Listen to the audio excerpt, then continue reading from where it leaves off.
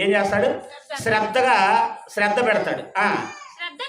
శ్రద్ధ నిలిపి నీ నీతికి తగినట్టుగా నీ నివాస స్థలమును అది అంటే నీతికి తగినట్టుగా మన కుటుంబాన్ని దేవుడు ఏం చేస్తాడంట? వర్ధిల్ల చేస్తాడు. అంటే మన కుటుంబం వర్ధిల్లాలి అంటే మనలో ఏముండాలి? పవిత్రత, యథార్థత, ఈ రెంటిని కలిపి నీతి అంటారు. ఈ రెండు మనలో ఉండటమే నీతి. ఈ నీతి ఉంటే ఏమంటున్నాడు? వర్ధిల్ల చేస్తాను అంటున్నాడు.